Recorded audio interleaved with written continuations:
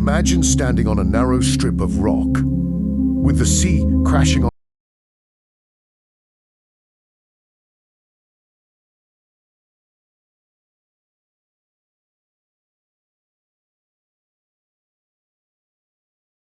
a few thousand men, maybe less. You are not going to win this battle.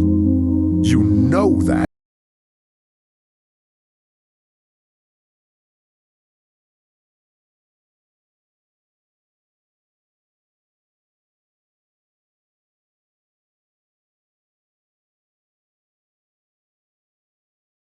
Version, not the myth.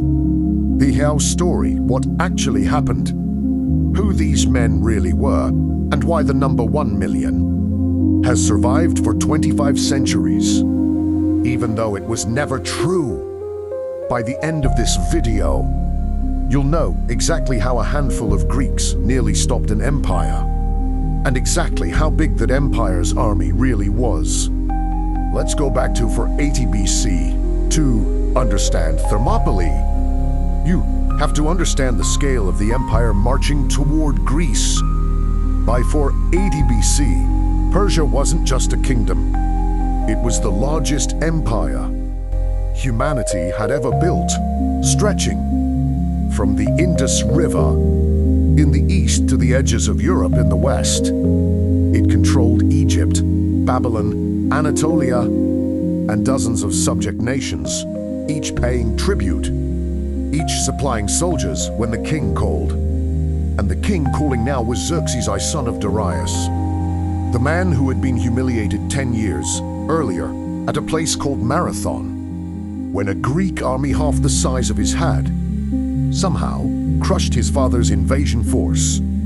Xerxes didn't intend to make that mistake twice. He spent nearly 4 years preparing. He built a canal through Mount Athos so his fleet wouldn't have to sail around a peninsula that had wrecked a previous Persian navy. He built pontoon bridges across the Hellespont, the strait separating Asia from Europe, using hundreds of ships lashed together, so his army could walk from one continent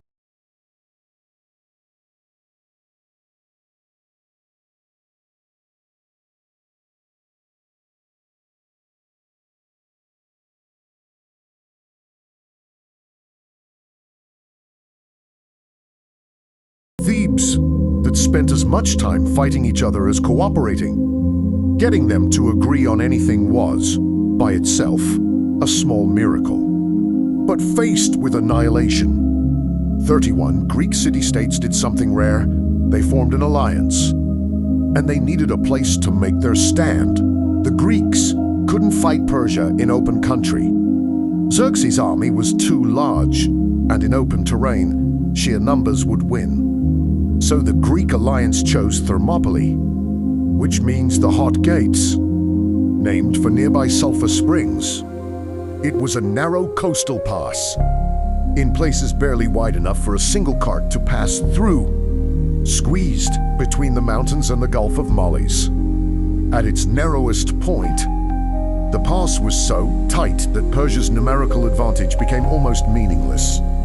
Only a small number of soldiers could engage at once, no matter how many stood waiting behind them. It was, in essence, a bottleneck built by nature, and the Greeks intended to use it like a cork in a bottle. At the same time, a Greek fleet would block the Persian navy at the Straits of Artemisium nearby, preventing Xerxes from simply sailing around the choke point and landing troops behind the defenders. It was a two-front holding action.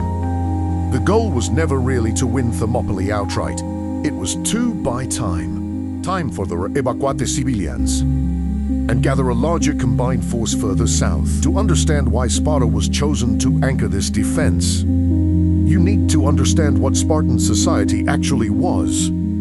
From the age of 7, Spartan boys were removed from their families and enrolled in a brutal state education system called the agoge. They were deliberately underfed to encourage stealing, food, and punished not for stealing, but for getting caught. They trained in combat, endurance, and survival in harsh conditions. Discipline wasn't a virtue in Sparta, it was the entire point of existing. By adulthood, a Spartan, citizen soldier, a Spartiate, had spent almost his entire life preparing for exactly one purpose: to fight as part of a phalanx, a tightly packed wall of overlapping shields and spears, where the survival of the man next to you depended entirely on you, holding your position. This is critical to understanding Thermopylae. The Spartans weren't just brave, they were, without exaggeration, some of the most rigorously trained heavy infantry in the ancient world, built from birth for exactly this kind of static, defensive, shield wall combat. Now, here's something most retellings skip entirely. It was never just 300 Spartans. Leonidas brought 300 Spartiates, but he also brought roughly 900 helots, Spartan-controlled servants who fought alongside them, and thousands more Greek allies joined the defense. Soldiers from Thespia, Thebes, Corinth, Arcadia, and other city-states. Modern historians estimate the total Greek force at Thermopylae was somewhere between 5,000 and 7,000 men in the initial days of the battle, not 300. The 300 refers specifically to the elite Spartan royal guard who stayed until the very end. But they were never fighting alone. Now let's deal with the number that gave this video its title, 1 million. That figure comes from Herodotus, the Greek historian writing decades after the battle. Often called the father of history, Herodotus claimed Xerxes' invasion force numbered over 2.5 million fighting men, plus an equal number of support staff, putting the total at over 5 million people on the march. For centuries, this number was simply repeated as fact. But modern historians, using logistics, road capacity, water supply limits, and comparative studies of ancient warfare, have concluded this is almost certainly a massive exaggeration. Here's why it doesn't hold up. An army of even 1 million men moving together would have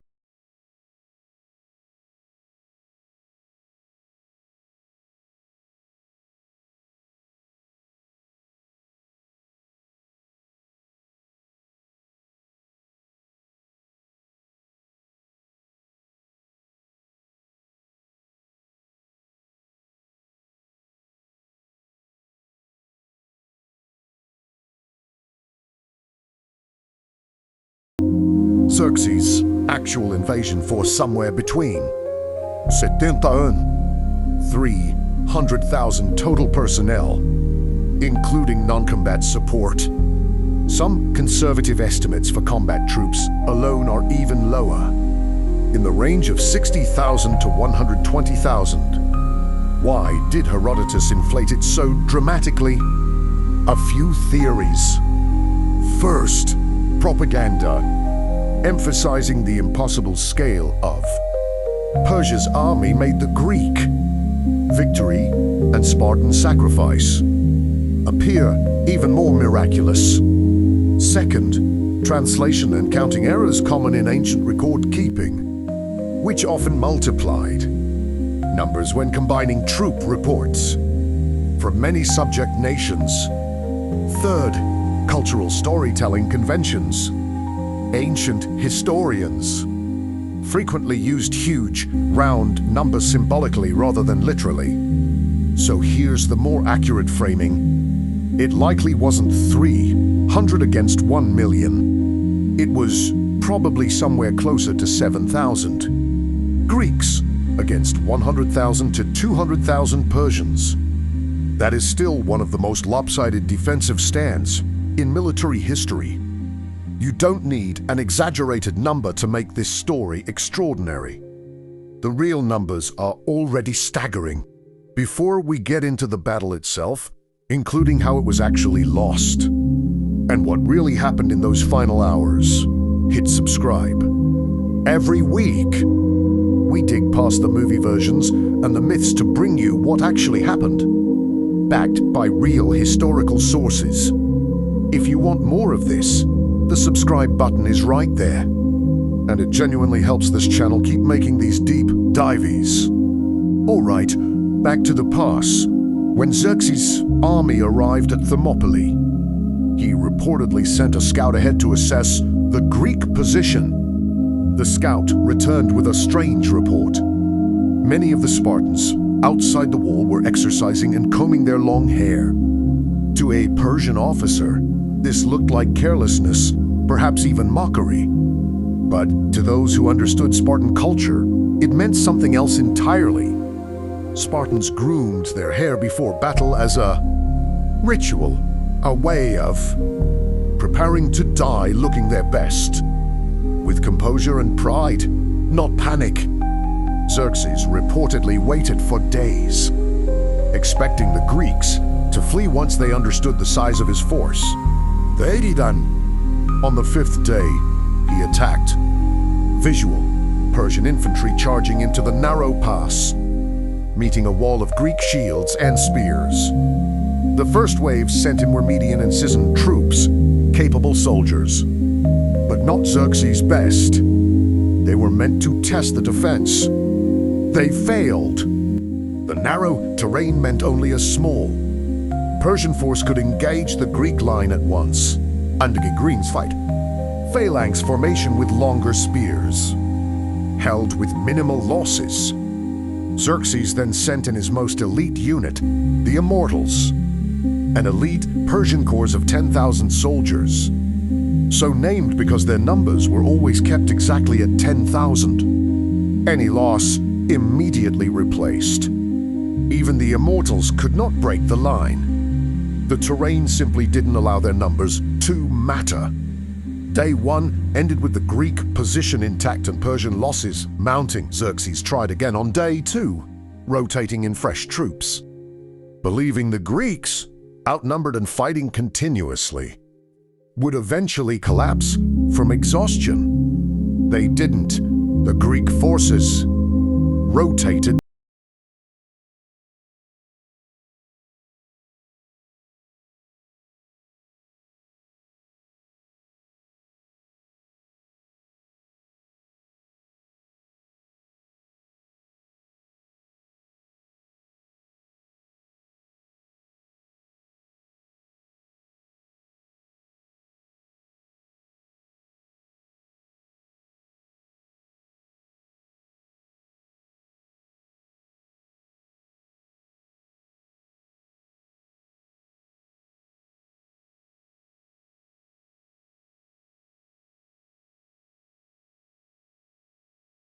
Xerxes' camp, seeking reward.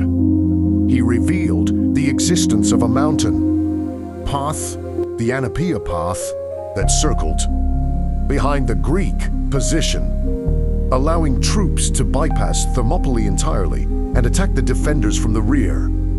Leonidas had known this path existed and had stationed a force of Phocian soldiers to guard it. But when the Immortals moved through the mountains overnight and encountered them, the Phocians retreated to higher ground to defend themselves.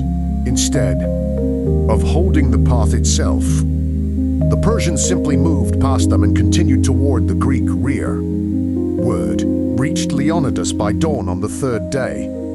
The Greek position had been outflanked. The defense would soon be attacked from both directions at once. This was the moment Leonidas made the decision that would define the entire battle's legacy.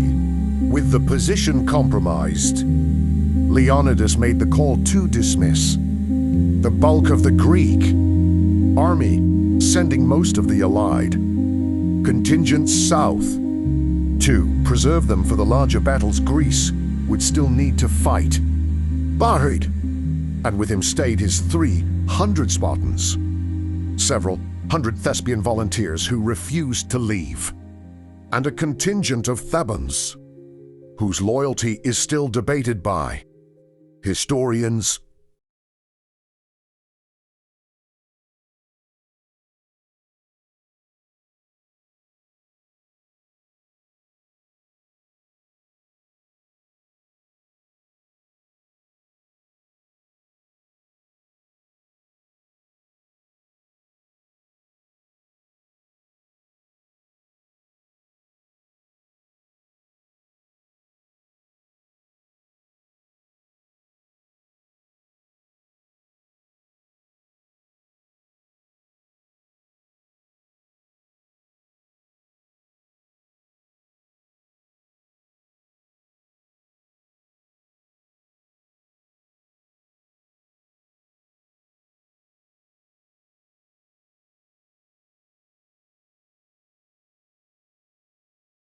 On the final morning, Leonidas made an unusual choice.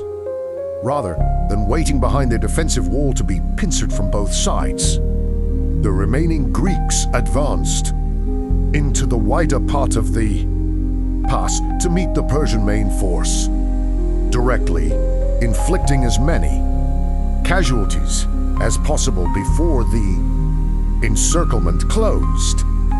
The fighting that followed was brutal, close-quarters combat. Herodotus records that when their spears broke, the Greeks fought on with short swords. When their swords broke, some fought with bare hands and teeth. Leonidas was killed during this final push. According to Herodotus, a fierce struggle broke out over his body, with the Greeks fighting off multiple attempts to recover it, eventually succeeding. As the immortals arrived from behind, closing the trap, the surviving Greeks withdrew to a small hill within the pass and made their absolute last stand there, fighting until they were killed to the last man. Overwhelmed with arrows and missile fire once, close combat became too costly for the Persians to sustain. By the end of the third day, the 300 Spartans, along with the Thespian volunteers who chose to stay, were dead. But Xerxes had paid an enormous price for a narrow mountain pass. Ancient and modern estimates both agree. Persian casualties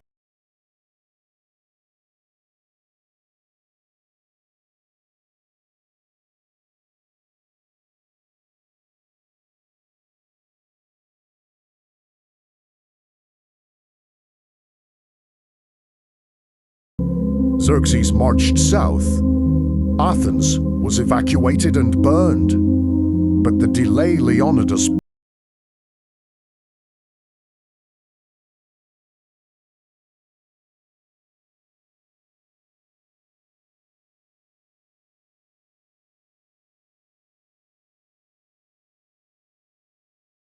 the Persian navy. Without naval support, Xerxes' massive land army became dangerously exposed and hard to supply. He withdrew the bulk of his forces back to Persia, leaving a reduced army that was ultimately defeated the following year at the Battle of Plataea, ending the Persian invasion of Greece for good. Thermopylae didn't win the war, but it may have made the eventual Greek victory possible, buying time, proving Persian forces could be resisted, and giving the alliance a symbol of sacrifice that helped hold Jihuan fractious city-states together through a war they might otherwise have lost through division alone. An epitaph attributed to the poet Simonides was reportedly inscribed at Thermopylae, commemorating the fallen Spartans. Its message, in essence, telling travelers that those who lie there died obeying their nation's laws. That combination, impossible odds, deliberate sacrifice, discipline over survival, is exactly why this story outlived every empire. Involving it didn't need an exaggerated number to be extraordinary. It became legend on the strength of what actually happened. The 1 million was never necessary. 7,000 holding for 3 days against an army more than 10 times their size. In a doomed rearguard action that helped save their civilization. That's the real story. And it's better than the myth. Thermopylae wasn't about 300.